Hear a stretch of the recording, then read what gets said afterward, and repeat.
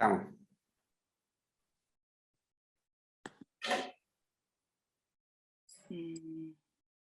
No lo he puesto.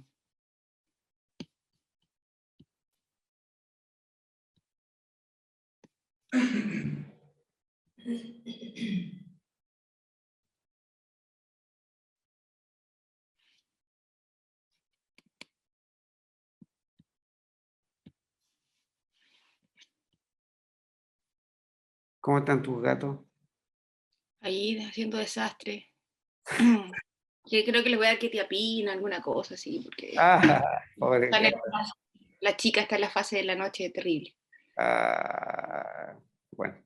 Se comió un cargador del Mac y ayer me descuidé 2 segundos y estaba de nuevo. ¿En serio? Bien, no tiene ni una semana y ya está conmigo. Ok. Vamos a partir ahora el tiempo, vamos a partir con la reunión Dale y nomás. con la presentación. Entonces, Soy Carolina Opaso, uroginecóloga, trabajo en el Hospital Frique de Viña, en la Universidad del Paraíso y también en colaboración obviamente con Henry en la Universidad de Concepción. Y otra, no se puede hacer docencia. Hoy día vamos a conversar de 2 temas, traté de hacerlos un poquito más resumidos. Los Power tienen más información en el caso que los quieran, pero para conversar hoy día de fisiopatología y de diagnóstico y tratamiento. Vi que ya habían conversado y tuvieron clases de fisiología de la micción, por lo tanto eso no lo vamos a evaluar, pero sí vamos a repasar un poquito los elementos de continencia para entender la fisiopatología. Bueno, como todos saben, incontinencia de orina se define como una pérdida involuntaria de orina, que es la principal característica, y se puede definir como un síntoma, signo o condición. Se reconocen 3 tipos de incontinencia: esfuerzo, urgencia mixta. Hay situaciones especiales que también se describen en los trabajos: incontinencia urinaria insensible, sin ser fístula, y la incontinencia coital, que todavía no se sabe bien cuál es su etiopatogenia. A ver qué mal la animación. Entonces, la incontinencia urinaria de esfuerzo, como lo dice su nombre, es pérdida en relación a algún esfuerzo físico, todos sus estornudos o cualquier otra actividad que aumente la presión intraabdominal. Y lo más importante, que es una definición urodinámica, pero para entender el concepto de IOE, es que no hay contracción del detrusor. Es un problema de mecanismos que están después del detrusor. Fisiología de la micción, una diapo.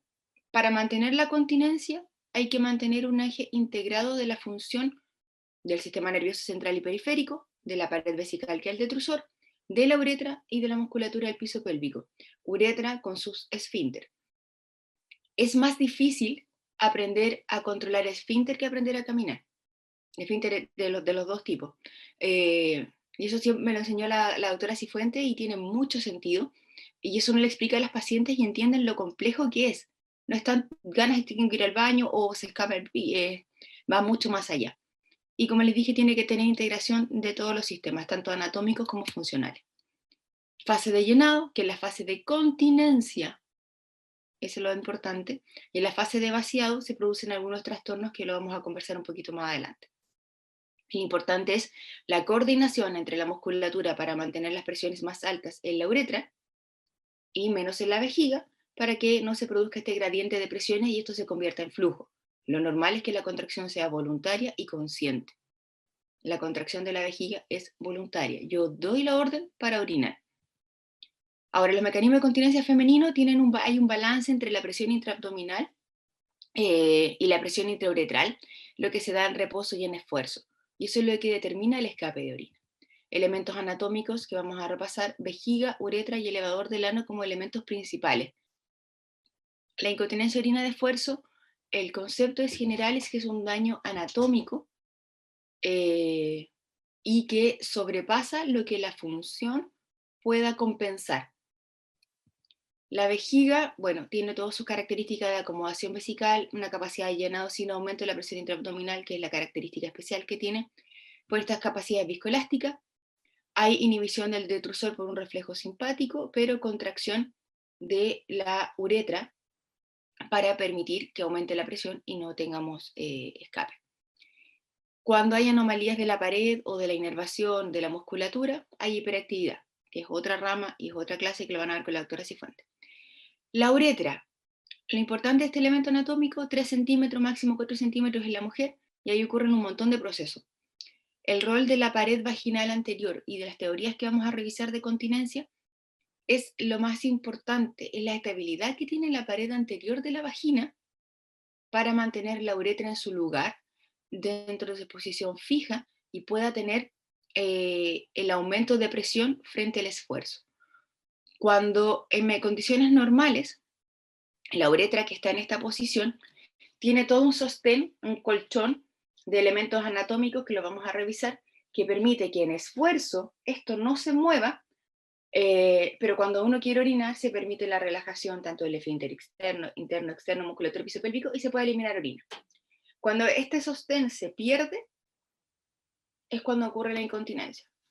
Los ligamentos puboretrales son los cardinales. La posición retropúbica se creía hace muchos años, y por eso cuando se describieron las primeras cirugías era en base a esto, la posición retropúbica de la uretra y el cuello vertical. O sea que estaban en una posición distinta, por lo tanto los vectores de presión hacían que esto colapsara y se cerrara. Importante el sostén del cuello vesical y la uretra proximal, y el éxito dado por la cirugía retropúbica, que fueron las primeras descritas, Martel Malchetti, Burch, en que volvía la uretra a esta posición retropúbica. Y el concepto no era errado, que es la estabilidad de la pared anterior. Hay otros factores, la captación uretral, que lo vamos a mirar, y que se cierra el lumen, y la rigidez uretral, hay un cierre deficiente. La uretra, a pesar de que tiene que tener poca movilidad, pero tiene movilidad, al igual que el resto de la vagina. Estos son trabajos de los primeros dibujos de estos del Walters, pero son los primeros dibujos de Lancey, de los primeros trabajos del año 90, en que tenemos la sínfisis pubiana, el arco tendíneo, que es el sostén principal de la pared anterior, y el nivel 12 de Lancey, que lo van a ver o ya lo vieron las teorías de sostén, los ligamentos puboretrales y el sostén parauretral y paravaginal, que es lo fundamental. Los ligamentos puboretrales, las inserciones faciales del músculo uretrales entre el elevador del ano y la uretra, el sostén principal de la uretra media, y sabemos ahora, ya después de mucho estudio y mucha cirugía, en esto uno ha ido aprendiendo, aprender haciendo, en que la uretra media es el punto clave de la continencia, por eso tiene tanto éxito la cirugía de sling medio. La uretra, el rol de comprimir este ligamento, la uretra, en el esfuerzo, y los puboretrales son distintos a los pubovesicales son más proximales.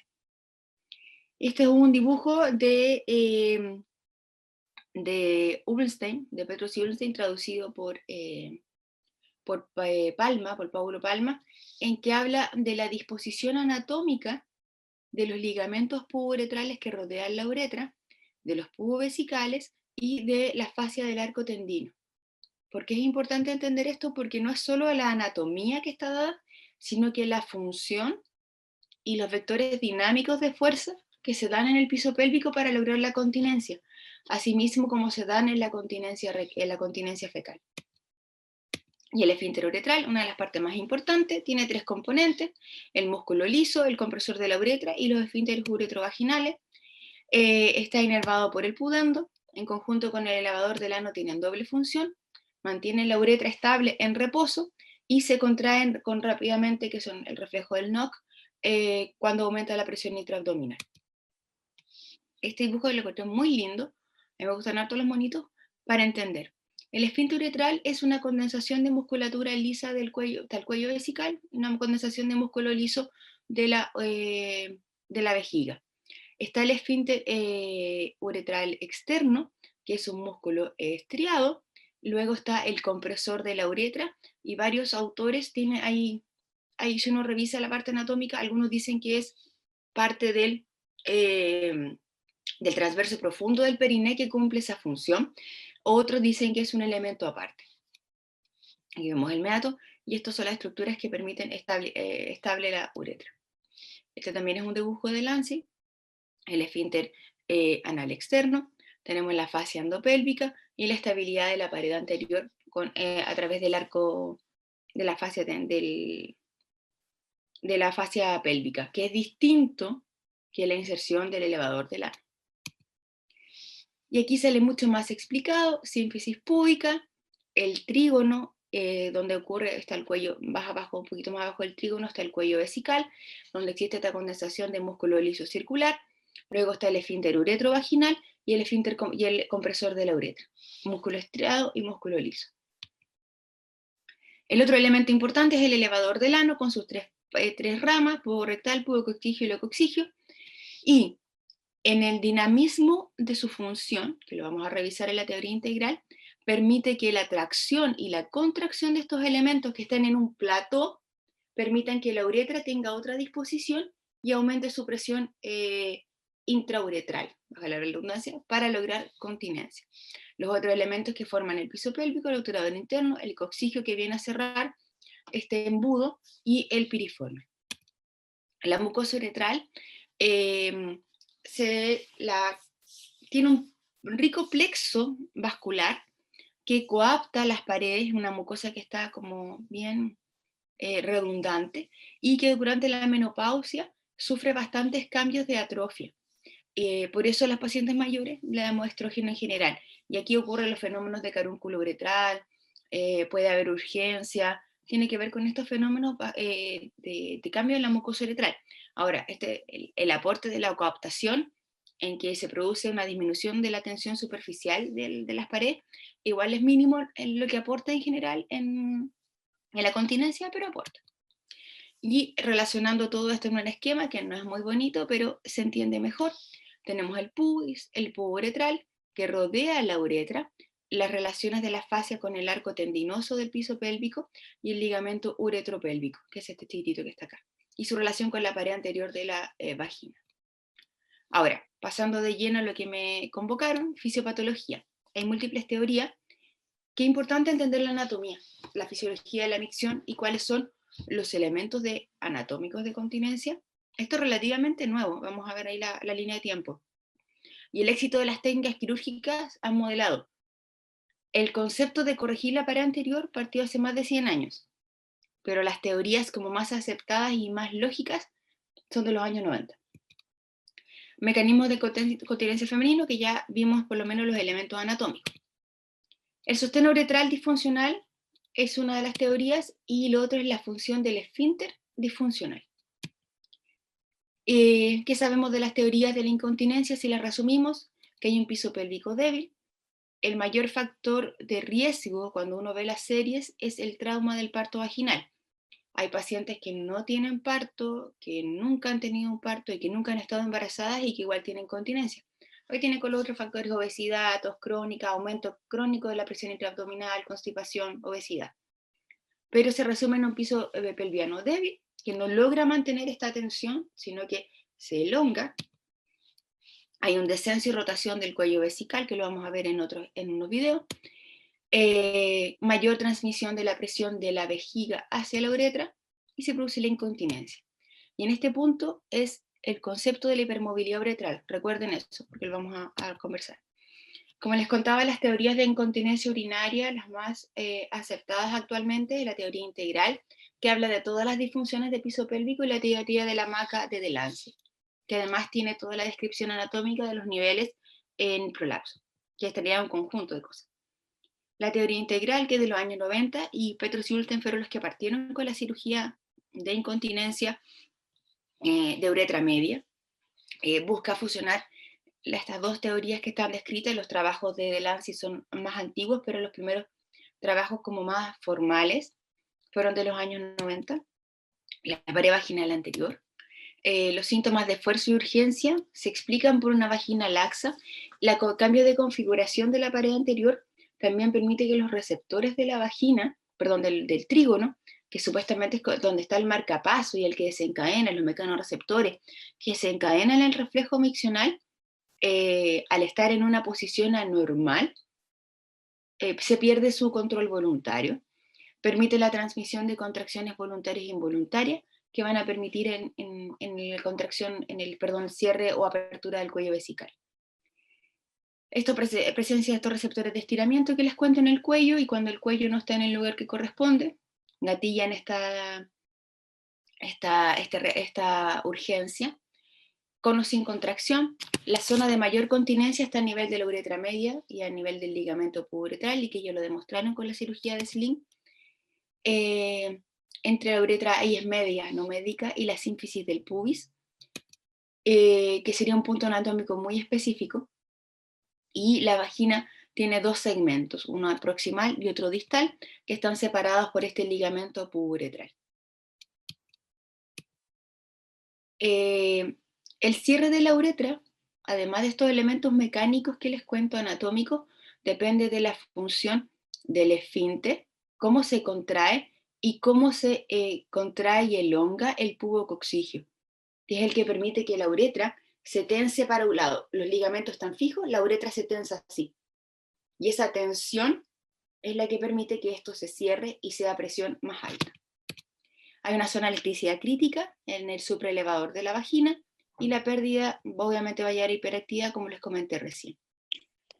¿Ha sido cuestionada la teoría? Sí, varias veces, pero nos permite entender, revisándola en conjunto, porque habla de incontinencia fecal, síntomas de prolapso, nicturia, habla de un montón de cosas. Pero con estos conceptos que he establecido en Petro Schulze, se impartió la cirugía de sling mediouretral, y es la cirugía más aceptada y la que ha tenido mayor éxito en estos 20 años, casi 30 años. Entonces estos son diagramas de los trabajos de ellos, que habla de, estas flechitas hablan de los vectores de fuerza, cómo la uretra se es traccionada o comprimida hacia el nivel del pubis, y por la tracción del pubococcigio hacia posterior. Y lo mismo en el esquema, son muchas flechitas, a veces parece chido, yo lo he leído como 15 veces, y siempre hay algo nuevo, hay algo que se me olvida. Por lo tanto, en relajación, cuando uno quiere orinar, la uretra, la vejiga adopta una posición más vertical y se puede eliminar orina, pero durante el reposo y durante el llene vesical, esta vejiga, esta uretra, está contraída y está traccionada hacia posterior por estos elementos musculares y faciales del piso pélvico. La teoría de la hamaca, propuesta por Delancey en el año 94, que la uretra y la vejiga se apoyan sobre la pared anterior. No hay una correspondencia anatómica con la teoría integral. La hamaca que describen ellos son distintas. Y sí él establece que la inserción de la fascia y del elevador del ano es lo más importante, que es más posterior. Y lo mismo, que es más redundante, que es la estabilidad de la pared anterior. Para Delancey, la continencia no depende de esta presión, como del aumento de la presión intraabdominal. Para recuperar la continencia hay que reforzar el soporte uretral posterior, y que el rol de la hamaca se da en una vagina indemne, una vagina que ha sufrido elongación, trauma o pérdida de las estructuras de la pared. Cuando nosotros vemos cistocele o vemos descenso de la uretra, va a producir este escape. El rol de las cintas suburetrales, pero esta teoría solo explica la incontinencia urinaria de esfuerzo. No hace referencia a la hiperactividad, ni la urgencia, ni los síntomas defecatorios, ni ninguna otra cosa. Por lo tanto, la estabilidad de la pared uretral, esta es la vagina, este es el recto, esta es la musculatura del piso pélvico, depende de cuando se ejerce la presión, esto se tiene que mantener en una situación más horizontal. Recordar que la vagina, en la posición de bipedestación, que es como lo que deberíamos describir, está horizontal. La vagina no está mirando hacia abajo, a no ser que esté patológica. La vagina normal está en una posición horizontal, por lo tanto, está comprimida y aplastada sobre el plató de los elevadores del ano. Y habla de que la pérdida en este monito más redundante, ya decía un poco majadera con el tema, pero entender que la estabilidad de la pared anterior y del cuello y la uretra, del cuello de la vejiga, permite la continencia. Tenemos situaciones en que hay un descenso de la pared posterior al cuello vesical, pero con una uretra fija y no produce escape. ¿Ya? Son distintos puntos críticos. Por lo tanto, si resumimos, la continencia es un proceso complejo. Tiene que haber una integridad anatómica y funcional, La estabilidad de la pared anterior es el punto clave, y todo esto determina que la hipermovilidad de la uretra, de que no se permita su compresión durante el esfuerzo, va a producir el escape de orina, y la uretra media es la clave en la corrección. Dos diapos de déficit veterano intrínseco. Muchos autores actualmente creen que este déficit ya no es una enfermedad aparte, porque sería como el grado máximo o severo de incontinencia de orina de esfuerzo. Nace como un intento de conciliar estas dos relaciones de esfínter versus sostén. El esfínter pensando como una condición anatómica intrínseca y el sostén como algo externo a la uretra. Se supone que es un esfínter que no logra el sello hermético y que la vejiga y la uretra pueden ser móviles o inmóviles dependiendo de esta musculatura. La causa es multifactorial, aún no está clara. Hay alteraciones neurológicas, deficiencia muscular al tejido conectivo y lesiones iatrogénicas. ¿Cómo la definimos en general? No tiene una definición clara, pero sí hay sospecha en la clínica. ¿Y por qué es importante? Más que hacer el diagnóstico urodinámico, es lo que uno evalúa en la clínica, y es lo que le parece a la impresión al examen físico, y es lo que uno va a hacer el estudio posterior. Es una incontinencia severa, a esfuerzo mínimo, y la característica es la que no hay hipermovilidad uretral. Cuando uno hace una urodinamia, y esto partió esta definición de déficit esfinteriano intrínseco, en la urodinamia con presiones de escape bajas, menor a 60, algunos autores hablan de menor de 40 centímetros de agua. Uno también podría hacer un perfil uretral, pero es mucho más difícil y requiere más aparataje. Ahora, muchas formas de incontinencia, porque se supone que esto es un evolutivo, de una incontinencia grande esfuerzo que termina en un mínimo esfuerzo y que se interpreta como una déficit esfinteriano. Ahora, teniendo claro cuál es la fisiopatología, cuáles son los elementos de la continencia en la anatomía que tenemos que ir a evaluar, ¿cómo hacemos el diagnóstico? Es clínico.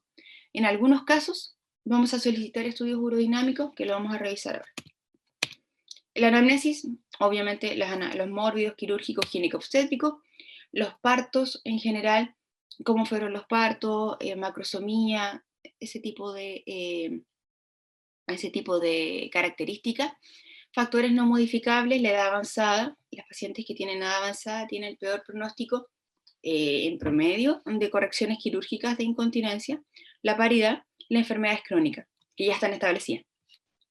Factores de riesgo modificables, el consumo de líquidos en general. Tengo una paciente que tenía escapes de orina y tenía molestias vesicales. Algún urólogo, Santiago, le dijo, tiene que tomar mucha agua, 7 litros diarios. Ese dato la señora no me lo dijo, yo le pedí una cartilla, orinaba 7 litros, le pedí ingresos, 7 litros, señora, baje el consumo, y se curó. Una cosa muy sencilla. Bebidas estimulantes, medicamentos, estimulantes como café, teína, todas esas cosas, y la obesidad, que es un punto súper clave y que queda la duda si es modificable o no modificable en la actualidad.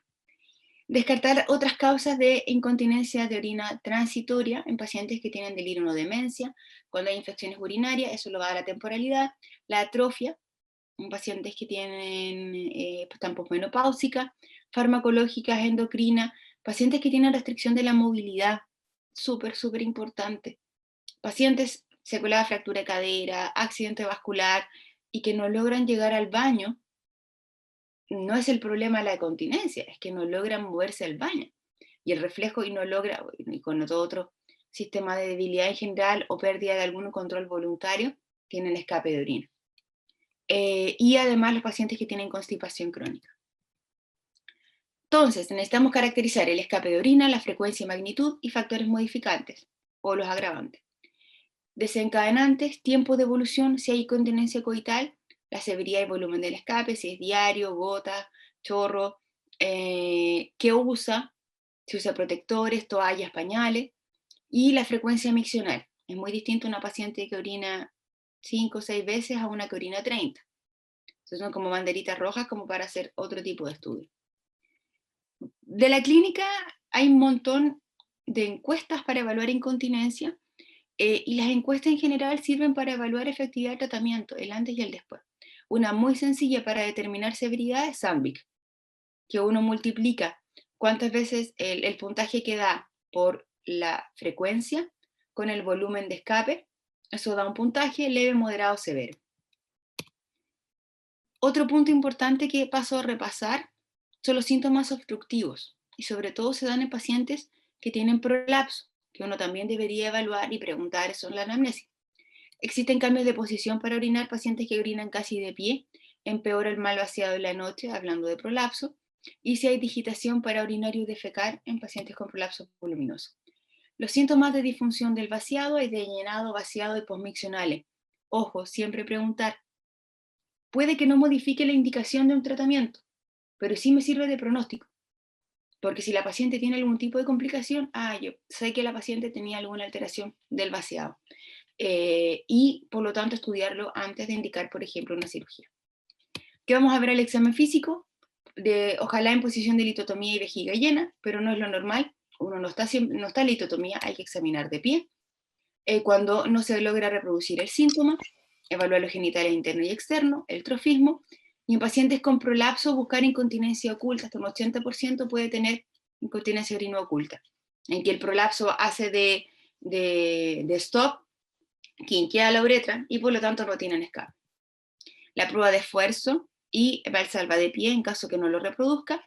Además el examen neurológico buscando en un muy bajo porcentaje de las pacientes lo tienen, pero busca hacer tacto rectal, reflejo burocavernoso y reflejo anocutáneo. Ahora, les quiero mostrar dos diferencias de examen físico. Hipermovilidad uretral. ¿Ven cómo la uretra desciende, el meato mira hacia el techo y se produce el escape? Tengo otro video que es mucho más claro. Y se produce el escape y cada vez que puja, tiene un escape de orina. A diferencia de esta paciente, lo único que hace la paciente es un mínimo esfuerzo y miren el escape, en una uretra que está fija. Esta paciente fue irradiada. Por lo tanto, tiene un déficit veterano intrínseco. Y por lo tanto, cuando vean eso, pidan ayuda porque no andan muy bien.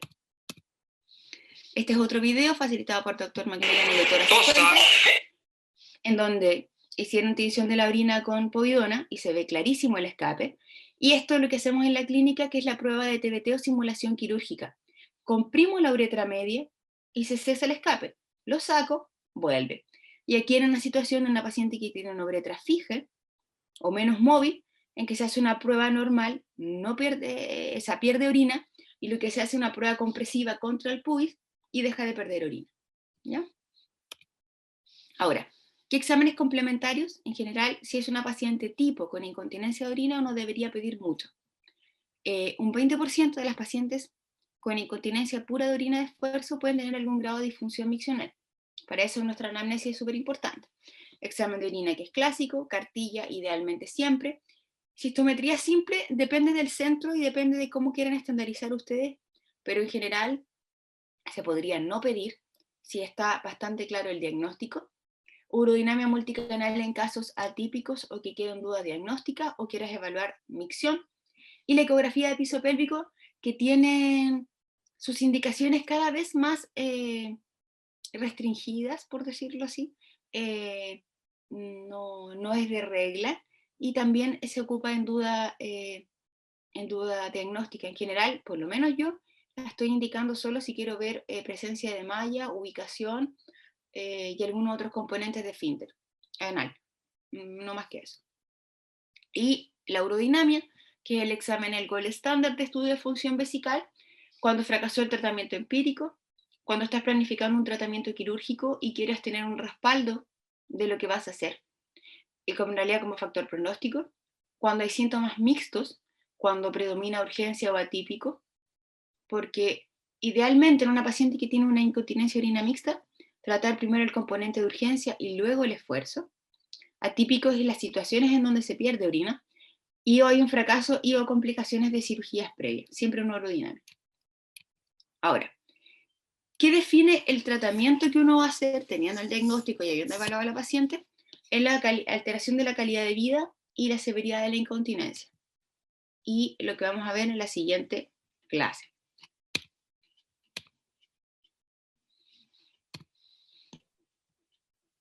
dudas, preguntas de esto. Fue súper resumido, pero Estuvo súper bueno, Caro. Me ya, gustó. qué bueno. Vamos Sí. a buscar la otra presentación. Bueno, dale. Mientras la buscáis, yo quiero hacer un comentario de tu opinión, porque el tema de la prueba de TBT, ¿Ya? a mí no me gusta.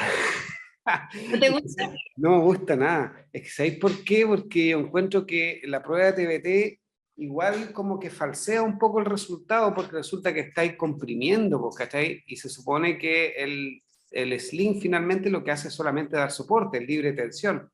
Entonces, cuando lo apretáis la uretra, yo creo que cualquier situación que tú le apretéis la uretra se va a cerrar. Entonces, quizás es muy difícil estandarizar con qué fuerza vaya a presionar esa uretra. ¿Cachai? Sí. Entonces, Se claro, supone, si tú vas y decís, a ver, hagamos la prueba y le apretáis la uretra contra el pubis, siempre la vais a cerrar, ¿cachai? O sea, no hay manera como de que no la claro, apriete lo suficiente como para que no salga orina. Entonces, creo que así como, porque al final se utiliza como un predictor de cómo nos va a claro. ir en la cirugía, ¿cachai? ¿Cómo se corrige la hipermovilidad? Ahora, Claro, la prueba de TBT, cuando en realidad no hay nada muy estandarizado de eso, pero el concepto es que la uretra que es hipermóvil, la prueba compresiva es la que tú empujas hacia el retropubis, pero la prueba como de hipermovilidad normal es que la uretra choca con el dedo, que es lo mismo que hace la malla. Por lo tanto, uno no debe ejercer presión, solo te apoyas en la uretra media y la uretra trata de descender con el esfuerzo, a claro. distinción de la compresiva en que uno la quinquea y que la deja retropúbica. Esas son como las dos diferencias como clínicas, en realidad. Exacto. Es que claro, yo creo que eso es súper Esto importante para ¿cómo los. explicarlo? No hay, no. Sí, es súper importante para los chiquillos y chiquillas que van a probablemente hacer de repente estas pruebas porque las ven. Y eso es como, porque si ustedes la aprietan, como les digo, siempre la van a cerrar y van a decir, no, fantástico, nos va a ir súper bien. ¿Cachai? Y obviamente la base, pues ahora la Carol les va a hablar del tratamiento, la base de los sling es que son libres de tensión. ¿Ya? No es apretar la uretra, salvo algunos casos, pero en general los sling que van a hacer ustedes, que son de incontinencias no complejas, no complicadas, es libre de tensión. Entonces, soporte, tal como dice la Caro, es solamente poner el dedo debajo y que la fuerza que haga la paciente se comprima contra el dedo, no al revés, no el dedo contra la uretra. Contra la uretra, sí. ¿Cierto? Exacto. Ya, vamos a la Aquí segunda. tenemos una pregunta. Paciente con historia clara de y que la acción físico es negativa para evitar objetivar. Sí, se realiza la consulta de pie. La idea es uno tiene que reproducir el síntoma, como sea. Por lo tanto, la puede citar con vejiga llena. Y eso que la paciente obviamente siente que tenga su función y todas las cosas, no tenga urgencia, se puede recitar con vejiga llena. Pero cuando no lo logras objetivar, uno la estandariza con la cistometría. Ahora, hay otra situación especial, que no lo nombré, que es más de ojo, que es la hiperactividad desencadenada por esfuerzo. Que tú estás examinando a una paciente y dices, sí, doctora, yo cada vez que tengo tos o hago fuerza, me dan ganas y hago pipí, o me sale pipí. Y tú examinas a la paciente, la haces pujar, la uretra se puede mover un poco, pero puja, puja, puja, hay un delay, 2, 3 segundos, quiero hacer, y se escapa el pipí. Eso es hiperactividad, eso es urgencia. Esto cuando uno tiene una incontinencia urina esfuerzo, el movimiento de la uretra es automático y el escape es inmediato cuando uno tiene el esfuerzo. Son cosas sutiles, pero si queda la duda, mejor ahí pedirle sí o sí la cistometría. Acá hay otra pregunta, Caro. Dale, Ya. Caro. Doc, yo tenía una consulta, hola.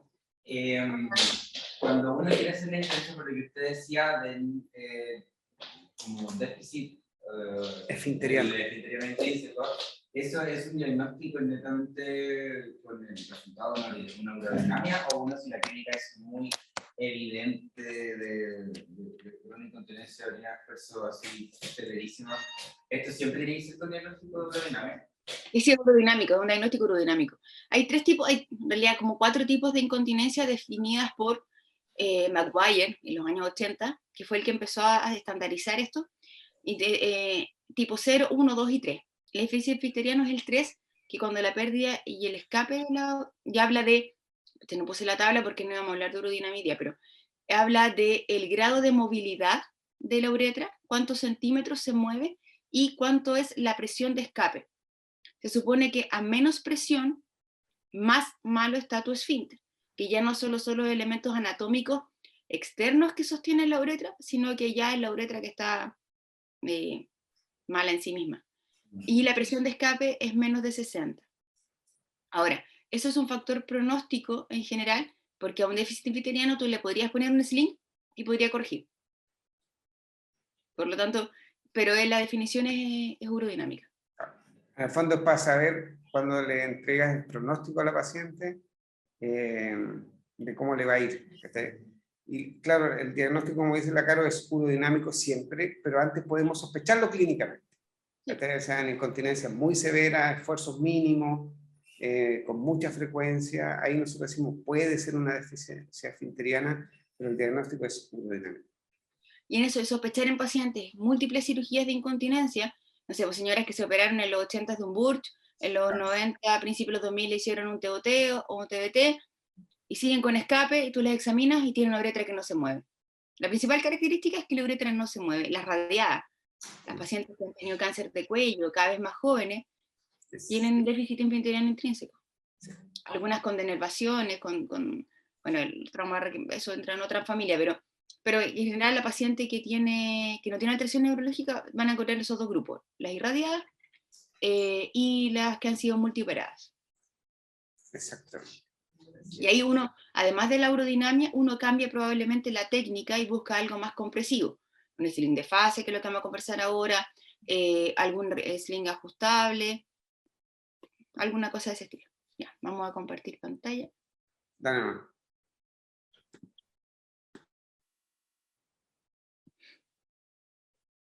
De cirugía de incontinencia hay harto, algo que me gusta, la incontinencia orina esfuerzo. Traté de sintetizarlo en lo que más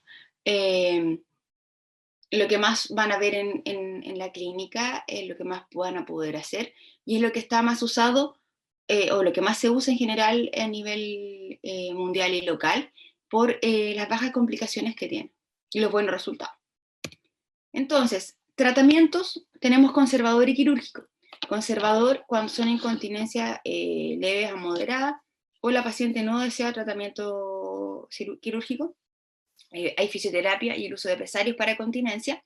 Y quirúrgico, tenemos la base de los sling mediouretrales y los bulking agents, que no ocupamos compresión de la uretra media.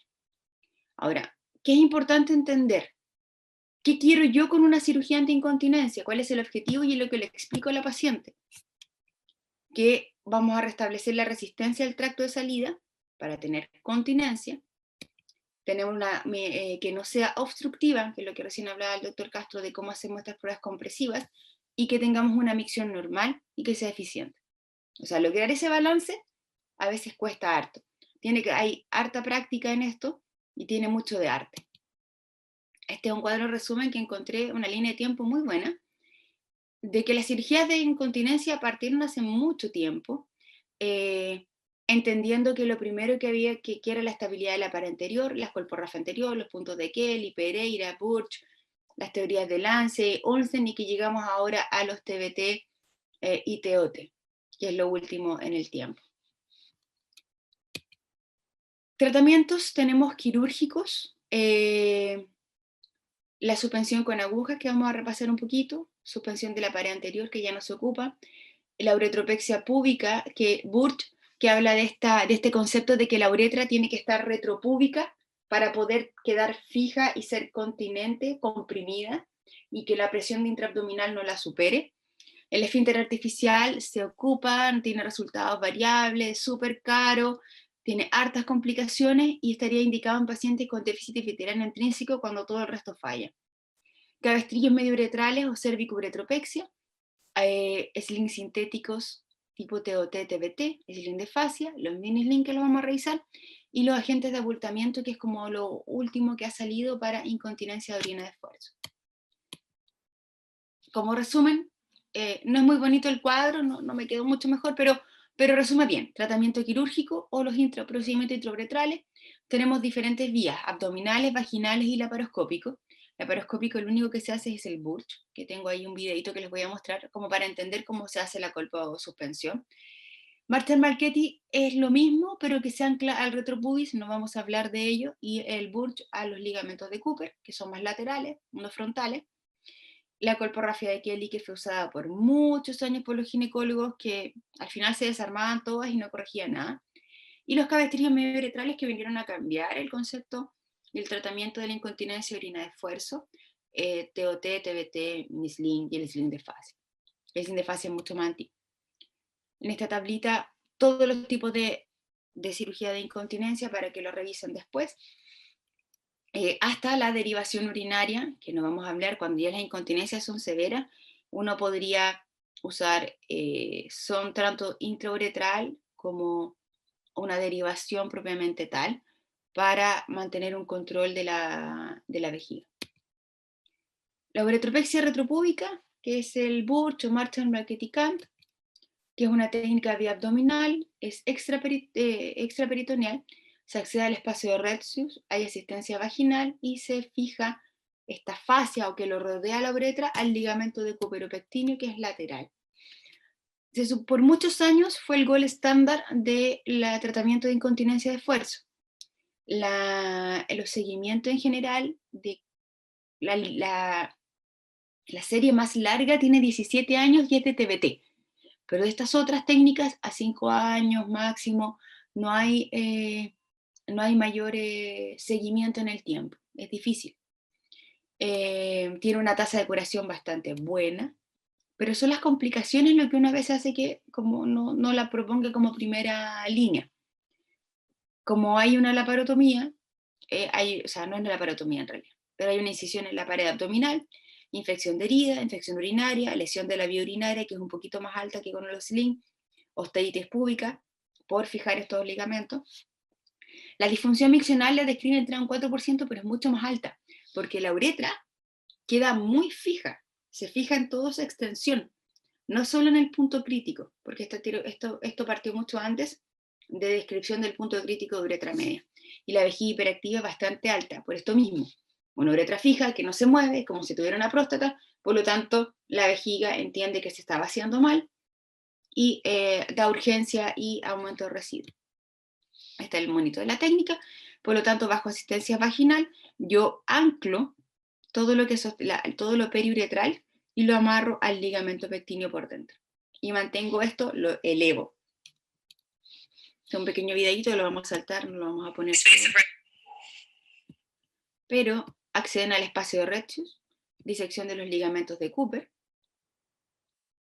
Y estos son los espacios donde voy a fijar los puntos que van a ir anclados acá.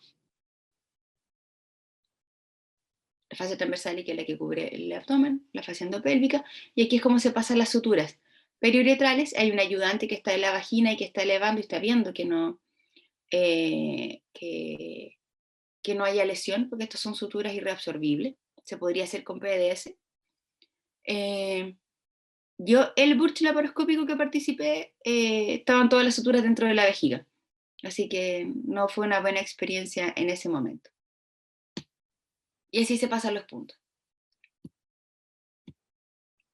La suspensión con agujas, esto es más antiguo, y habla de lo mismo, estabilizar la pared anterior, descrita en los años casi 60 por Pereira. La suspensión uretrovesical, se abre la vagina y se pasan puntos y se estira, también como concepto de mantener estabilidad de la pared anterior. Pero el acceso es vaginal, no es abdominal. Muchas modificaciones en el tiempo. También se podía aprovechar de corregir prolapsos vía vaginal, pero la continencia era muy inestable, el resultado a largo plazo. Rápidamente volvían a tener síntomas, como que se cae y se suelta, por lo tanto no es lo más usado. Y estas son las diferentes modificaciones de la técnica que hablan de la suspensión, cómo pasar los puntos, pero el concepto es el mismo, pero vía vaginal. Aquí entramos al punto más importante, encuentro yo, que es lo que estamos ocupando y que es lo que se hace tanto por efectividad y por tasas de complicaciones bajas. Hay un montón de tipos de cabestrillo. Cabestrillo habla como de esta hamaca que uno coloca a nivel de la uretra. Se pueden colocar proximal o en porción de uretra media. Los proximales en general los usamos cuando tenemos sospecha de déficit epitelial intrínseco en cirugía que ha tenido un fracaso. Y la uretra media tenemos las cintas de libre tensión y los cabestrillos a través de tanto retropúbico como transobturador. Los cabestrillos en general de uretra proximal son anudados, por decirlo así, no son libre tensión. Los de uretra media sí son libre tensión, que es lo que hablaba el doctor Castro. La pared vaginal y la uretra tienen que tener movimiento, no pueden estar fijas, pero tienen que tener un movimiento en cierto rango que no produzca el escape. La gracia de estas cintas sin tensión es que producen la compresión necesaria durante el esfuerzo, pero no alteran la micción. Y la fibrosis que se genera en torno al material que uno usa es lo que da la continencia. Las diferentes técnicas de cabestrillo con o sin puntos, los primeros se partieron describiendo anclando esto y dejando una uretra más fija, y en lo que nosotros ocupamos actualmente, que es TBT y TOT, son de libre tensión. El sling es sintético, es la cirugía más usada actualmente. Partieron con mallas de Prolene, de Gore-Tex, un montón de materiales y que muchos fracasaron hasta que llegaron al polipropileno. Y actualmente se usan mallas tipo 1, que son de baja densidad, macroporo, monofilamento. Y como les dije, son de libre tensión. Y el principio básico es la uretra media, que es el punto crítico. Se recrea este neoligamento. Ellos partieron con Prolene, nosotros lo hacemos con polipropileno. La tasa de curación en las mejores series es un 85% y tiene bajas tasas de complicaciones. Y en el TBT en general está dada por que se suspende un poco más la uretra de lo que debería. Por lo tanto puede dar más síntomas obstructivos, y lo que habla la última serie es de que la complicación comparando TOT y TBT, TBT tiene mejor continencia a largo plazo, TOT, pero tiene más revisión de sling.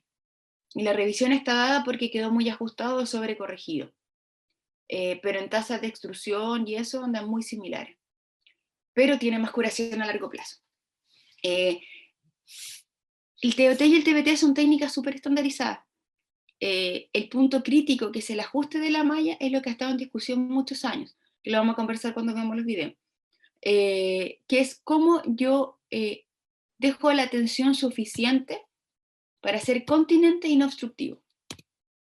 Entonces, la disposición anatómica que tiene el TBT es a través del retropubis. Se crea esta hamaca o cabestrillo que sostiene la uretra en esta posición, y así se ve en una posición de bipedestación. Los dispositivos, hay varios en el mercado. Estos son los tipos de agujas. Son agujas largas, semicurvas, que van a permitir el paso por el retropubis. Ojalá las mallas tienen que ser de 40 centímetros al menos para que dé la longitud dependiendo de la obesidad de la paciente.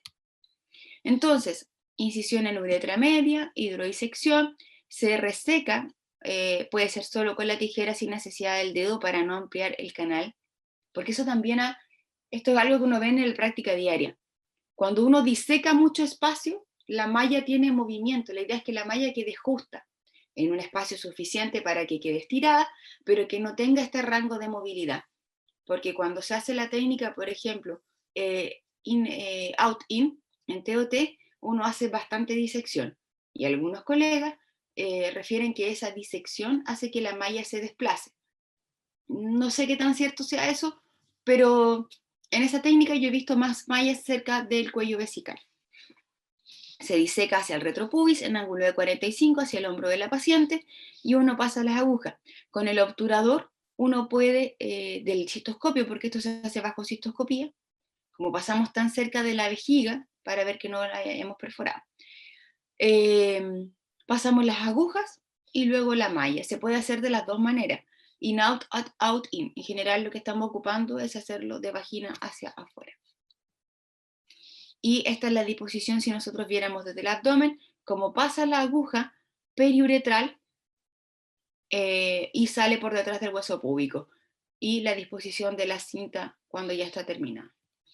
Vamos a ver un pequeño video. Y vamos a adelantar en el tiempo.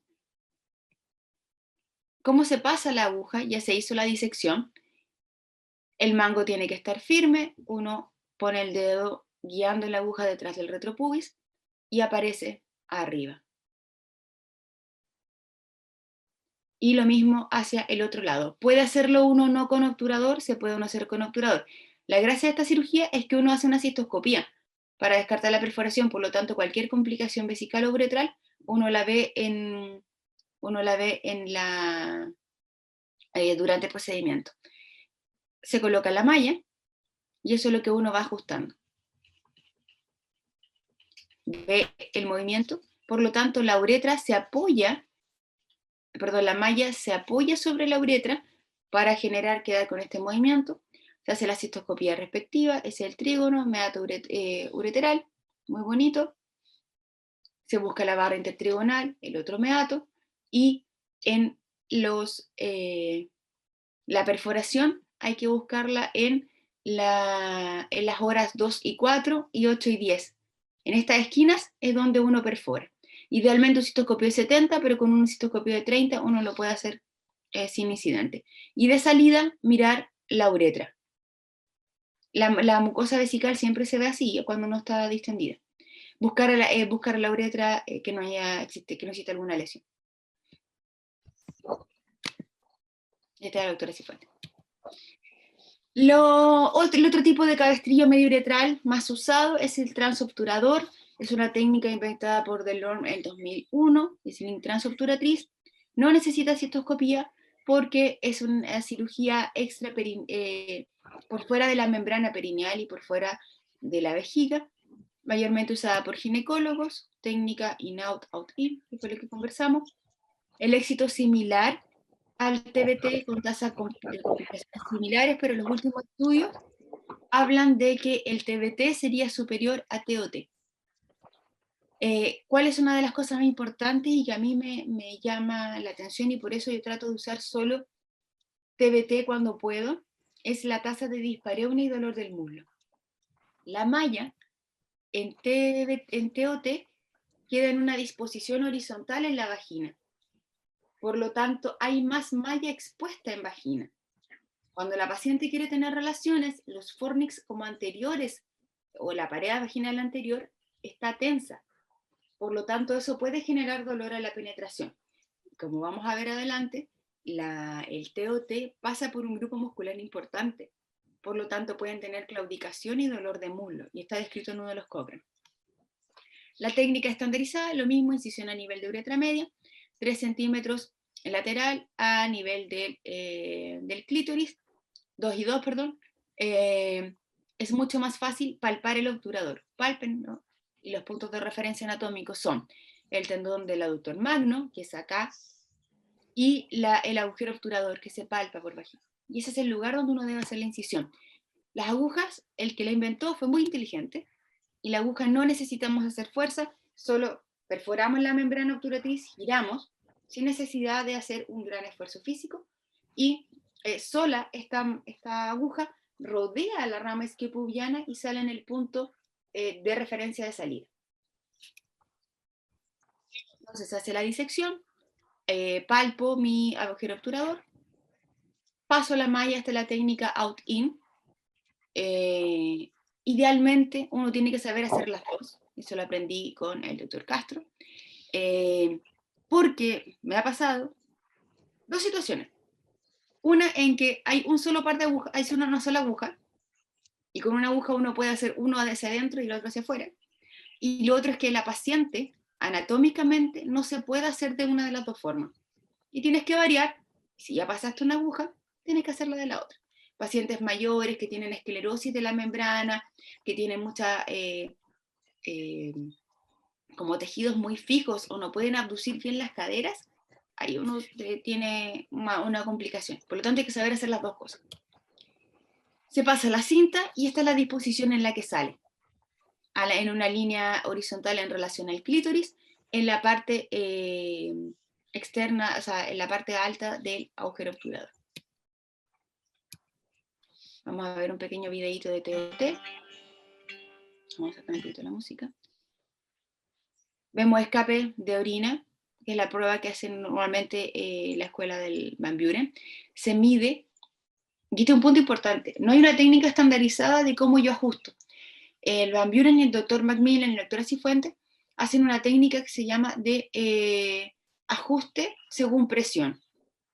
Hicieron varios estudios en que evaluaron que por qué pacientes que están anestesiadas, que no tienen incontinencia clínica, tienen escape de orina bajo la anestesia, es porque se pierden elementos anatómicos y funcionales con el bloqueo.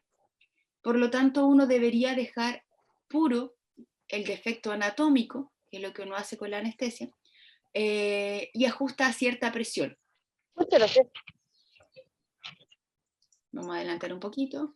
Marca los puntos de referencia donde voy a hacer mi incisión en el agujero obturador. Generalmente yo lo hago como medio centímetro más adentro del pliegue, porque a veces en el pliegue les Propileno de baja densidad. Esa es la malla que usamos.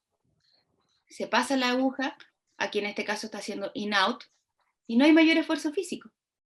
Yo paso, aunque de tracción malla, saco protegiendo o ocupando el giro de la aguja, sin mayor dificultad. La aguja es inteligente, o el que la inventó es muy inteligente. Paso la malla y en esa disposición queda. Retiro los plásticos, que son protección para que pueda deslizarse fácil, y veo que la paciente, a pesar que yo coloque la malla, tiene escape. Lo que dice este ajuste propuesto por la escuela del Van Buren es que yo debo lograr que la paciente a cierta presión no tenga escape, porque al pasar la anestesia están los factores funcionales musculares y tensión de la fascia que no está relajada, que va a permitir el otro resto de continencia. Y la malla, esa es la característica de la libre tensión. Cuando la uretra se apoya sobre esta fibrosis, no que la malla se lleve la uretra hacia atrás. Eso lo quiero lograr y lo puedo hacer cuando tengo características especiales de la paciente. Se puede hacer con intencionalidad. Y una cirugía mínimamente invasiva.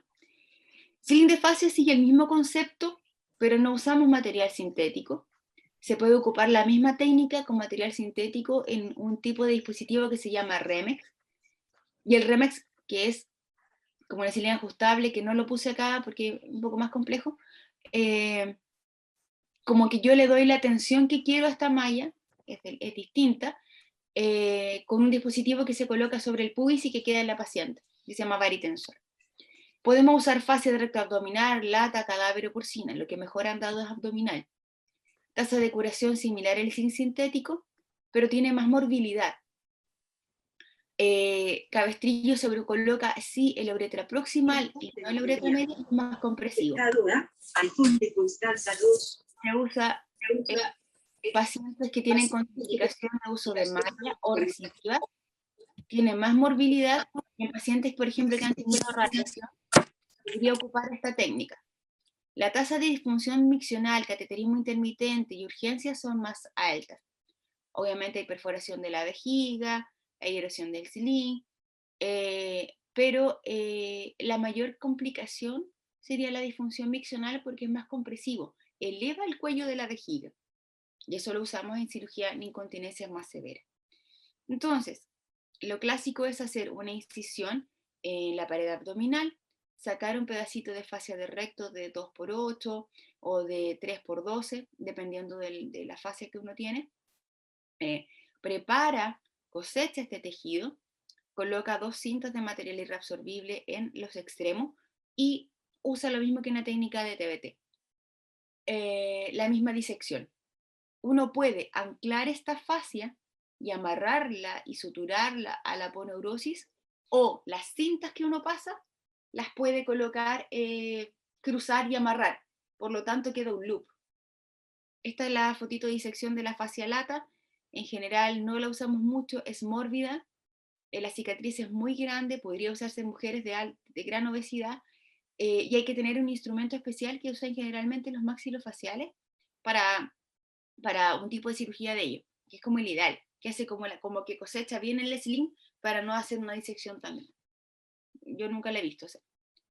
Y esta es la disposición en la que queda, y estas cintas uno podría amarrar cada una por separado o amarrar las dos juntas y aquí quedaría un loop. Vamos a ver un videíto de sling de fascia. La primera es la incisión en la piel.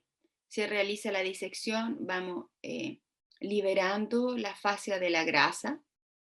Medimos la cantidad de tejido que quiero sacar. Suturo mi fascia. Ahí voy haciendo la cosecha.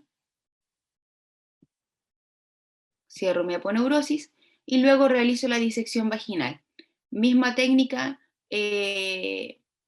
con hidrodisección, y es más posterior, porque acá está la uretra media, y lo que yo quiero dejarlo es más cerca de la uretra proximal y del cuello vesical. El abordaje se podría hacer con una incisión longitudinal o una incisión en U. ¿Por qué mejor la incisión en U? Porque da más espacio, la U invertida, y las suturas no se superponen. Por lo tanto, tienes menos riesgo de erosión o de complicación. Y el cabestrillo queda firme. El cabestrillo de fascia, la idea es que además se fije, este sí se fija, con unos puntitos, puede ser de Vicryl de pequeño, para que se mantenga y no se doble, se estire, porque este sí se va a ser integrado 100% por el tejido. Hacemos la disección hacia el retropubis, pasamos nuestras agujas, que en este caso fueron out-in, marcamos el centro de la malla, que es lo que va a quedar al centro de la uretra, pasamos los puntos para fijar el cabestrillo a la fascia periuretral, se pueden pasar de 4 a 6 puntos, y luego damos la tensión. Y este es el loop que yo les cuento, que es cómo se puede anudar. Yo la he visto anudar independiente o en conjunto. Luego cerramos nuestra paciente. Ahora, luego de todo esto, pucha, queremos disminuir la morbilidad, también presiones comerciales. Salió hacerlo más rápido, menos complicaciones, y se puede hacer en la consulta. Salieron los mini sling, que han tenido evidencia controversial y variable. Tiene el mismo concepto de síntesis uretral, pero de incisión única. No hay un pasaje de la malla a través de la fascia endopélvica y queda solo anclada la membrana obturadora. Objetivo: reducir complicaciones. Una revisión del Cochrane del 2017. ¿Cuál es el problema? Como no se da la atención completa, a pesar de que son sin tensión, igual existe una tensión que es biomecánicamente correcta, las pacientes quedan incontinentes igual. No es superior a TBT o TOT. Hay mayor exposición de malla, erosión bucal y uretral, tenesmo y pérdida sanguínea. Entonces, a través de unos ganchitos, como los arpones de prolapso, esto queda anclado. Y se supone que esta hamaca es la que da la tensión a la uretra para tener continencia. Hay diferentes dispositivos, se ha inventado de todo. Se ocupan unas agujitas más cortas y que se colocan quedan anclados en la membrana obturatriz. Ahora, la cirugía parece muy buena, cura, tiene una alta tasa de éxito, pero ¿cuáles son las complicaciones de los sling? Y uno tiene que conversar con la paciente y hacer, yo creo que es la parte de la educación, disminuir los malos ratos y sobre todo mantener la relación médico-paciente. Señora, esta cirugía es muy buena, puede alcanzar un 90% de éxito, pero tiene tantas complicaciones y a alto plazo, pero el beneficio supera el riesgo, en su caso especial. Por eso le indico la cirugía. Las tasas históricas de complicaciones de la colporrafia, Butch y la cinta sin tensión van de un 3 a un 10%. En general, las complicaciones están subestimadas, porque no todas las pacientes se reportan. ¿Cuáles se reportan? En general son las que se operan, pero hay un montón de pacientes que tienen exposición de malla que no se operan, que quedan cintas muy ajustadas y no se operan, que tienen dispareunia y no se operan, o que no consultan más. Por lo tanto, el porcentaje puede que sea un poco más alto. De los retropúbicos, TBT, lesión de vejiga puede ser alta, y muchas series ni siquiera lo consideran una complicación, es parte de la técnica. Como tú haces una cistoscopía, miras que perforaste, sacas tu aguja, la colocas de nuevo, punto. No mayor complicación. Como las agujas tienen un diámetro de 3 a 4 milímetros, la perforación es tan pequeña que no necesita más allá de un día de sonda, 2 días de sonda. Cuando la lesión en general en la vejiga es más de 1 centímetro, sí o sí tienes que repararla. Y eso es con punto. La uretra es mucho más baja, uno está mirando, esa es la gracia. La lesión intestinal, por afortunadamente yo nunca he visto una y tampoco he sabido de lesiones intestinales ni vasculares. Hay que tener ojo, no voy a ofrecer una técnica que pasa la membrana perineal y que tiene un componente abdominal en pacientes que tienen adherencia o que tienen una hernia. Voy a pasar con todo. Factores de riesgo, las cirugías previas siempre y la experiencia del cirujano. Para que, y si está visto, el volumen quirúrgico en cualquier cirugía es lo que disminuye la tasa de complicaciones. Los hematomas hemorragias retropúbicas generalmente son autolimitadas, afortunadamente. Hay que tener ojo con la corona mortis, que es una anastomosis entre la ilíaca interna y externa, que pasa por detrás del pubis, y que cuando uno lo lesiona o cielos, mejor pedir ayuda, porque es una hemorragia, un hematoma grande. La lesión de las ilíacas hay que ser muy poco cuidadoso en la técnica para sacar la aguja por eso. Y hay un margen de seguridad bien importante, 3 a 5 centímetros. Entonces, perforación vesical, saco, reposiciono, no es mayor complicación. Perforo uretra, perforo, esta es la posición normal, que es periuretral retropúbica, me voy hacia posterior y perforo, puedo dañar el paquete vasculo del obturador, es raro, y ya si estoy con muy mala suerte, puedo dañar el paquete femoral.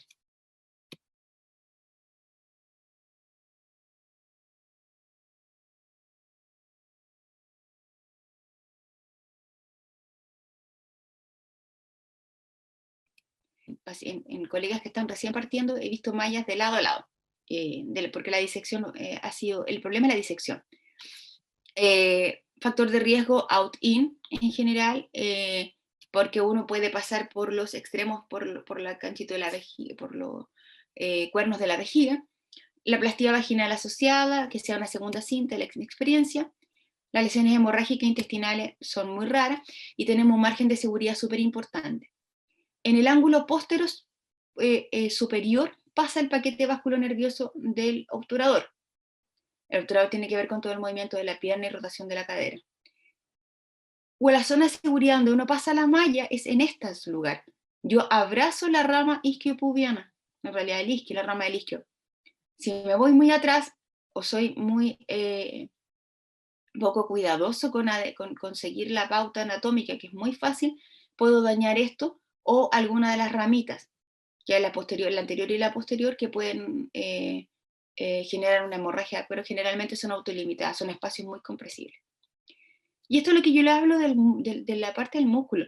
Uno cuando hace un TOT pasa por el obturador, el aductor mayor, porque la aguja sale por acá, pero no el tendón magno, el aductor corto, el gracilis, no lo lesión, pero y aquí está el paquete vascular femoral, que es más fácil dañar con TBT que TOT. Pero el TOT pasa por estructuras nobles musculares, músculo, y esto puede generar dolor y claudicación. El dolor y la dispareunia y una revisión del Cochrane, que habla obviamente, por cómo es la técnica en sí, hay obviamente más dolor de muslo y dispareunia. El TBT pasa la fascia y los rectos abdominales y los piramidales, no genera mayor dolor. Cuando yo elijo cualquiera de las dos técnicas, evalúo la edad de la paciente y la actividad sexual preoperatoria. Generalmente las pacientes mayores son súper agradecidas con el TOT, no tienen mayores complicaciones. Y las más jóvenes, peri 40, peri 50, tienen más complicaciones. Disfunciones miccionales, la obstrucción infravesical, que es lo que he conversado, nos queda muy apretado el sling, quedó sobrecorregido.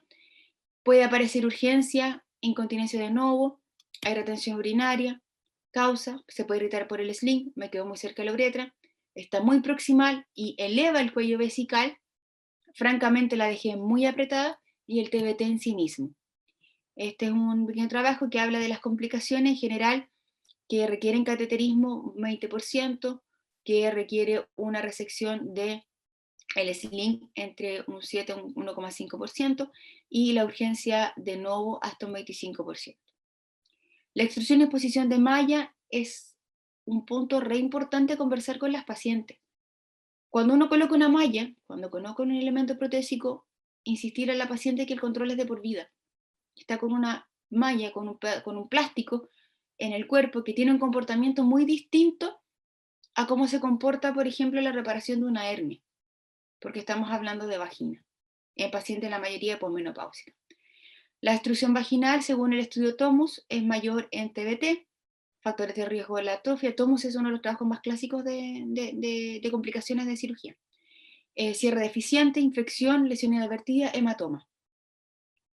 El 65% va a ser asintomática, y muy raro el absceso del obturador, y la doctora Cifuentes hace un par de meses operó una fístula. Comunicaba uretra con el muslo, entonces la paciente perdía orina por el muslo. Muy raro. Estas son fotitos de exposición de malla, cómo se ve, y hay dos puntos críticos. Central, que quiere decir que el cierre me quedó malo, sobre todo en TOT y en TBT más que nada, y en el TOT es que uno pasó la malla, la mayoría de las veces, muy superficial, no hizo la disección adecuada o francamente lo pasó mal. Y en estos bordes, en esta esquina, la malla queda. Por lo tanto, siempre al terminar la cirugía, revisar. La uretra y vejiga afortunadamente son muy poco frecuentes y son la mayoría lesiones inadvertidas o tensión excesiva. Una sola vez lo vi y la malla cercenó una uretra. Quedó un pedacito de uretra, un espacio vacío que cicatrizó, y de ahí venía la vejiga de la paciente. Rarísimo. Y era una paciente irradiada que alguien le colocó una malla en Santiago. Los síntomas en general son irritación vesical, ito recurrente a cuerpo extraño, dolor y hematuria. Retención aguda de orina se puede dar, y así se ve una malla en la vejiga y se calcifica por el efecto de la orina. El éxito en general de un sling, comparando los mediouretrales con la fisioterapia, gana el sling. En el TOMUS, que es un estudio del 2015, TBT o TOT, es superior un poco más el TBT que el TOT. La satisfacción usuaria es súper importante. Las pacientes en general, de perder de una incontinencia tremenda, incontinencia diaria, a perder unas gotitas, y eso también puede pasar, que uno mejore el síntoma, pero no la dejo 100% seca, ya para ella es mucho. Y eso uno lo tiene que conversar antes de la cirugía. ¿Cuáles son las expectativas del tratamiento y qué es lo que yo le puedo ofrecer? Tabáquicas, constipadas, obesas, baja el éxito, a un 60% aproximadamente. Y eso lo tenemos que conversar. ¿Vale la pena someterse a este riesgo de cirugía? Aunque es mínimamente invasivo y todo lo que uno dice, en un éxito que no va a ser tan esperado, o mejor corregimos los otros factores y le otorgamos una cirugía lo más segura posible. En estudio general de 5 años de seguimiento, la curación subjetiva va de un 43 a un 92, súper variable, y un 51 a un 80 para TBT. La tasa, como les contaba, el estudio más largo de 17 años, una tasa de curación hasta un 90% en un estudio finlandés, que es maravilloso. Pero perdieron más de la mitad de pacientes en el seguimiento. Así que, bueno, variable. ¿Por qué falla un sling? Cirugías previas, síntomas mixtos, y que se demuestran en la urodinamia, la uretra fija, como lo conversamos, para un sling medio uretral estamos hablando. Pacientes de edad avanzada tienen menos éxito en la cirugía, porque tienen otros componentes de su incontinencia que pueden hacer que falle. La disfunción del vaciado con uso de cateterismo Foley un 2%, la mayoría de las veces es un efecto transitorio. Me ha pasado yo, pero hacemos cirugía ambulatoria. La paciente, yo cuando no logra orinar bien o tiene residuos altos postoperatorio con un TBT, le coloco una Foley, la cito 2-3 días y hago prueba miccional, pero no las dejo hospitalizada para cateterismo. Es mi manejo personal, me es más cómodo y además no tengo problemas con hospitalización ambulatoria. Resección de malla por obstrucción cada vez es más raro, es menos frecuente, pero existe. Y la necesidad de revisión del sling en promedio es un 7%. Revisión del sling por extrusión o por obstrucción. Como que los trabajos meten todo en un mismo saco. Dos palabras de agentes expansores uretrales. Desde hace muchos años se está tratando de ocupar algo que no sea sling y de tratar de coaptar la uretra por dentro. Hay diferentes agentes, en general es una tasa subjetiva menor que los sling. Se puede usar con anestesia local, se puede hacer en consultorio, en pacientes en general con contraindicación de uso de malla o que no puedan someterse a un riesgo anestésico. La idea es periuretral o en el cuello vesical, en cuello uretral proximal o vesical, se coloca un elemento expansor, que esto al esfuerzo va a coaptar, al aumento de presión, esto se mantiene fijo y se coapta la uretra, y por lo tanto no escapa. Lo más ocupado ahora en este momento, bueno, el microplastic, que es la silicona, y un polímero que es el Vulcamid, no me acuerdo cuál es el nombre comercial. Ahora, esto está ultra estudiado, hay mucha evidencia y hay mucho trabajo, y en muchas sociedades han confeccionado algoritmos de manejo para incontinencia de orina. Y esto yo creo que es lo que más hay que resumir de esta clase, más que las técnicas y esas cosas. ¿A quién le indico, cómo indico y a quién derivo? Los agentes de abultamiento, en general, no son indicados en pacientes que requieran un tratamiento único y duradero en el tiempo. Fui a un curso hace poco de sling, de bulking agents, y que la nueva evidencia apunta en que se podría ofrecer en pacientes que no quieren malla, pacientes muy jóvenes con incontinencia de orina, pensando que una mujer de 30 años va a vivir 50 años con una malla, que el éxito probado está a 20 años, por lo tanto, más allá de eso no le puedo decir qué va a pasar con su cirugía, cuánto va a ser la tasa de reoperación o fracaso, que vuelva a la incontinencia cuando tenga 70. También es una opción, pacientes que no tienen paridad cumplida o que desean embarazo, porque ahí es otra rama, es otro capítulo, otra clase de cirugías de piso pélvico en pacientes que quieren paridad o que se van a embarazar. En pacientes que no quieren someterse a tanto riesgo, pero siempre con una consejería. El sling de fase autólogo podría ser como primario, dependiendo de la severidad y la característica clínica de la paciente, y en la incontinencia recurrente. Y los sling mediouretrales, tanto retropúbico o transobturador, tienen muy buena evidencia, son efectivos y durables. Hay que tener siempre hacer la consejería sobre los efectos adversos de la cirugía, y en el TOT especialmente, más que nada por el tema de la dispareunia, se podría ocupar.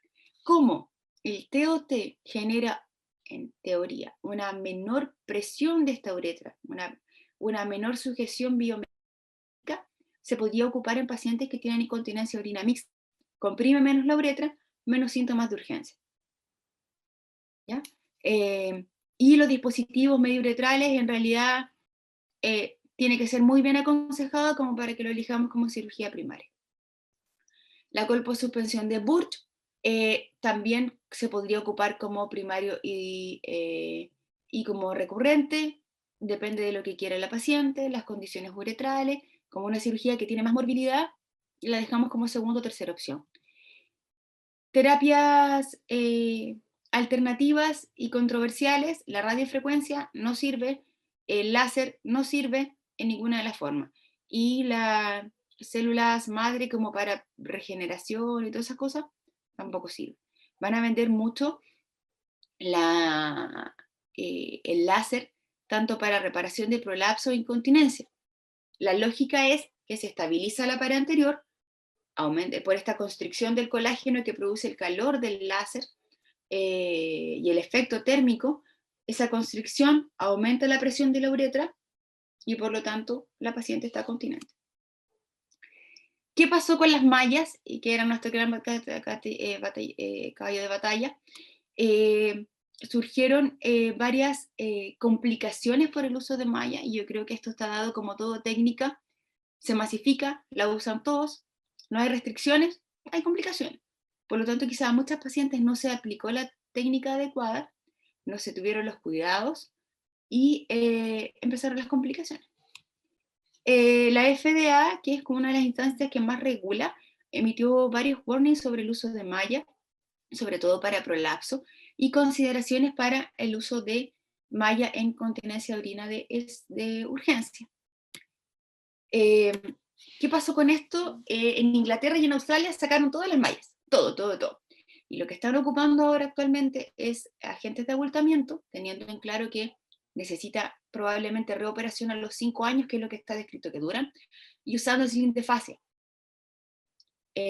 Nosotros en general hemos disminuido el uso de mallas, sobre todo vaginal para prolapso, mantenemos el uso de malla para incontinencia porque creemos que el beneficio supera el riesgo en buenas manos. Eso es súper importante. Yo sé que fue un poco flash, es harto de cirugía de incontinencia, es muy bonito, me gusta mucho, pero el tiempo no nos da mucho para hablar de otras técnicas y más cosas. Eso. Estupendo. Muchas gracias, Caro. Súper completo. Súper. ¿Algún comentario? ¿Pregunta? Sí, acá tenemos a la doctora Carvajal. Sí. ¿Sí? Pregunta por los agentes de abultamiento, si se pueden usar más de una vez y cada cuánto. Sí, en general los que más se usan ahora duran hasta 5 años, con una tasa de éxito entre un 50 y un 70, más tirada por un 50, y se pueden usar varias veces. No daña la uretra, existe riesgo de erosión, infección urinaria, está en el Power pero no lo puse ahora, de infección urinaria, erosión, y cuando hice el último de este curso que fue este entrenamiento, uno lo abre y queda igual como un implante de silicona, como de esto, de pechuga, se ve igual, de bubis. Así se ve, y se queda justo en el cuello de la vejiga, es muy, y es práctico. Entonces en pacientes que son de alto riesgo, podríamos usarlo. Ahora, ¿cuál es el problema? Es el costo, sale como 1,5 millones, 2 millones. Sí, así mismo, tal cual. Así. Al final, entonces tú lo repites de manera sintomática. Habitualmente dicen que el mínimo de tiempo es como 6 meses. Ya te decía, es que reaparece la sintomatología, pero idealmente hacerlo no más de 2 veces al año. Ojalá una sola vez al año. Entonces hay que ir viendo cómo con sintomatología. Otra pregunta, Caro, dice, ¿todos los TBT y TOT requieren cistoscopía intraoperatoria? No, el TBT no. Entonces, perdón, el TBT sí, necesariamente. Hay gente que lo hace sin cistoscopía, yo creo que es muy arriesgado. Pero sí, porque como pasas la membrana perineal y quedas en el rectus colocando las agujas, puedes perforar la vejiga. Y en realidad, más que perforar, es que no dejes la malla entre la vejiga, para eso se hace el TBT. TOT no lo requiere, porque la disposición de la malla queda fuera de la membrana perineal, por lo tanto no tienes riesgo de lesión de vejiga. Para eso se inventó el TOT. Sí. Ahora, los gringos sí aconsejan hacerle cistoscopía a todo, a la plástica anterior, a la Claycy, a la esterectomía, al TOT, a todo. Pero es como un elemento de seguridad de la vía urinaria, pero no es requerimiento, como dice la doctora Paz. ¿Cómo pasa? Claro. Yes. Muy bien. ¿Alguna otra duda, pregunta? El doctor Sobarzo te quiere hacer una pregunta, mira, está acá. ¿Cómo manejan ellos la dispareunia post-sling? ¿Qué haces tú con la dispareunia post-sling? Para el doctor dice que es fantasía. ¿Manejarla o que exista? Que exista. Sí, es que el doctor le indica a su paciente que nunca más tengan actividad sexual. Eso es lo que hace. No, en general me ha tocado ver pacientes jóvenes y sobre todo con mallas dolorosas, es como súper clásico. Partió la molestia luego del TOT. Con TBT no me ha pasado afortunadamente. No he recibido tampoco referencia de pacientes con TBT, pero sí con TOT. Entonces los ángulos de la vagina donde queda tensa la malla es lo que duele. Uno la reseca, se pasa, pero trato de partir primero con estrógeno y fisioterapia y luego evaluar, evaluar si necesito resecar esa malla o no. ¿Estáis infiltrando alguna o no? ¿O vais directo a la resección? No he filtrado, he resecado nomás. Ya. Sí. Como que me cuesta la infiltración, o sea, el concepto de infiltración porque está la malla, está el elemento anatómico, entonces va a ser súper difícil sacar, que está ahí. Tal cual. Tal cual. Y el dolor en el muslo también, la claudicación. Eso me ha hecho sacar varias mallas. Y tratar de no poner TOT. No, el paciente, no sé, para abuelitas que le haga una Claycy, TOT. Sí.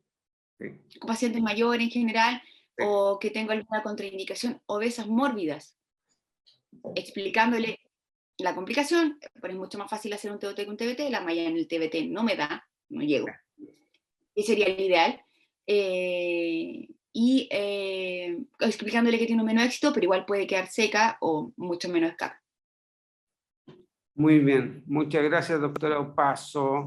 Aquí hay otra pregunta. Que en la misma línea que dijo la voz de obesas mórbidas, en el fondo que se podrían beneficiar con mayor uso del TOT, si no resolvemos, obviamente, o sea, muy difícil en algunos casos resolver la patología base del IMC 40 y todo. La efectividad obviamente disminuye mucho más con el uso del TOT. Sí. ¿Escuchaste, Caro? Sí. Disminuye mucho más. Hay series que hablan de un éxito un 60% en obesas mayor a 35, a IMC 35. Ni siquiera obesas mórbidas, con IMC 35. Yes. Ahora, uno podría jugársela para hacer un TBT, pero más complejo. Ahora, y hay otro punto, ¿qué pasa con las pacientes que se han operado obesas, que bajan de peso o se someten a una bariátrica? La incontinencia puede volver, y pueden volver a tener hipermovilidad porque la malla se desplaza. Como la malla es a libre tensión, queda fija en los tejidos, al perder masa muscular y grasa, pierde su contención y se desplaza. Entonces hay que tener ojo también en esas pacientes. El ideal sería que se operara reduciendo un 10% del peso corporal, la incontinencia de esfuerzo disminuye un montón. Evaluar ese tipo de incontinencia y luego la indicación quirúrgica de la malla. Exactamente. Ahora, como una paciente obesa va a hacer ejercicio, si se hace pipí y no puede, y por eso no quiere, círculo vicioso, y Tal cual. así vamos. Sí, eso de las bariátricas no hay tanta evidencia, pero lo que existe dice que si hay posibilidad de hacer una bariátrica, es mejor hacer la bariátrica primero, esperar a que bajen de peso y ahí ver si persiste la incontinencia y operar. ¿Ya? No hacerlas al mismo tiempo, no hacerlas previo. Si hay la posibilidad de bariátrica, si no hay la posibilidad de bariátrica, hay que darle una solución a esa incontinencia. Sí. Y una vez mórbida, ¿qué sería de entrada lo más recomendable, sabiendo y obviamente no va a lo peso y sabiendo que una técnica en el fondo de la SWING En lo posible TBT. TBT. Si da la técnica, si da la guata, si alcanza la malla. Tiene que tener un metro de malla a lo mejor. Sí, ese es el tema. Hay que tratar de poner en la posición, hay que tratar de estirar lo más posible la guata hasta ahí para arriba y así como esperando. Encontrar el puño. Claro, que el Monte Venus no sea así como tan gordo, idealmente. Eso. Bueno, Caro, te agradezco mucho la participación. Excelente clase, como siempre. Gracias por la invitación. Siempre te vamos a estar invitando, Caro. Me motiva a hacer clase, así que es entretenido. Estupendo. Ya, ahora vamos a pasar a la clase de ecografía. Gracias, Caro, con el doctor Linder. Mando las presentaciones para que las tengan los chicos. Maravilloso. Nos vemos. Saludos. A mis becados que pongan atención, que se porten bien mis becados. Eso, ahí las tenemos ahí Hagan estas preguntas. registradas. A ti. ¿Tenéis pendrive o lo quieres hacer del tuyo? No sé. Porque puedes conectarte. Mira. Porque este Apple siempre me da problemas con